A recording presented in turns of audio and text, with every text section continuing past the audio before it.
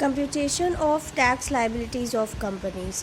सो जो tax liability जो company की है वो टैक्स रेट गवर्नमेंट कंपनी के नेचर के हिसाब से प्रोवाइड कराती है।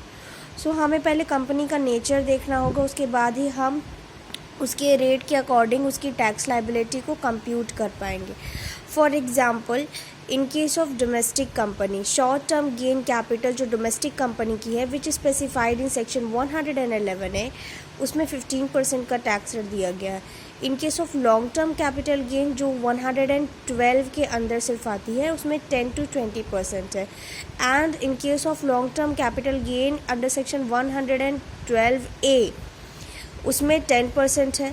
Winning from lotteries, races, card games etcetera which are under section 115BB उसमें 30% है। And income, any other income, उसमें भी 30% है। एंड जो टोटल टर्नओवर या फिर जो ग्रॉस रिसीट है प्रीवियस ईयर का जो कि एक्सीड नहीं किया है ₹400 करोड़ से ज़्यादा, सो उसका जो टैक्स होगा, जो टैक्स रेट होगा, पहले 30% होता था लेकिन अब जो है 25% हो गया है।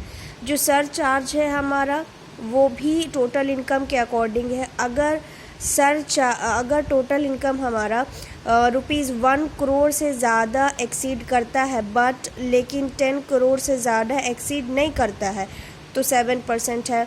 इनकेस अगर हमारा जो टोटल इनकम है वो एक्सीड कर जाता है 10 करोड़ से ज़्यादा तो फिर 12% लगेगा। Computation of marginal relief. So marginal relief इस पैरा से आपको सिर्फ समझ में नहीं आने वाला है। I am going to make another video on this जहाँ पे मैं खुद कंप्यूट करके बताऊँगी किस तरीके से मार्जिनल रिलीफ निकाला जाता है। Now come to the another one which is the health and education cess.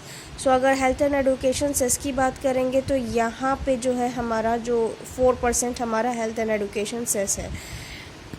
Next आ जाएगा हमारा tax on income of certain domestic manufacturing companies. तो जो सर्टेन डोमेस्टिक जो सिर्फ मैन्युफैक्चरिंग कंपनीज़, ये तो बात हमारी हो रही थी डोमेस्टिक कंपनीज़ की जिसमें शॉर्ट टर्म कैपिटल वगैरह, लॉन्ग टर्म कैपिटल वगैरह की यहाँ पे बात की गई है। लेकिन जो सर्टेन जो डोमेस्टिक मैन्युफैक्चरिंग कंपनीज़ हैं जो कि सिर्फ मैन्युफैक्चर का काम करती हैं अंडर सेक्शन 115BA के अंडर में, तो जो डोमेस्टिक कंपनी है उन्हें जो है 25%, ये सेम है हमारा 25% हमें टैक्स पे करना है, प्लस जो सरचार्ज होगा एज़ पर दी टोटल इनकम जो मैंने यहाँ पे एक्सप्लेन किया है। एंड जो हेल्थ एंड एडुकेशन सेस है वो भी सेम होगा at its option if it fulfil the following condition. अगर इसने फॉलोइंग कंडीशन को सेटिस्फाई किया तो ये मैन्युफैक्चरिंग कंपनी के अंडर स्पेसिफाई होगा।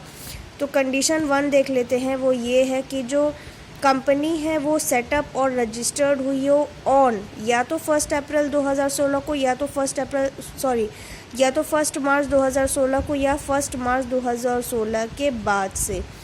ठीक है। सेकेंड कंडीशन हमारी है कि कंपनी मैन्युफैक्चरिंग के अलावा किसी और तरीके के बिजनेस में इंगेज ना हुई हो। ठीक है।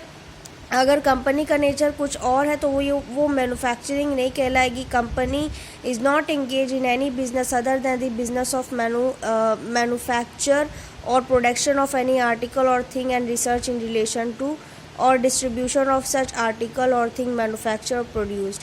सिर्फ मैन्युफैक्चरिंग का ही बिजनेस हो, उसके अलावा अगर कोई बिजनेस होगा तो वो जाहिर सी बात है मैन्युफैक्चरिंग के केस में वो नहीं आएगा।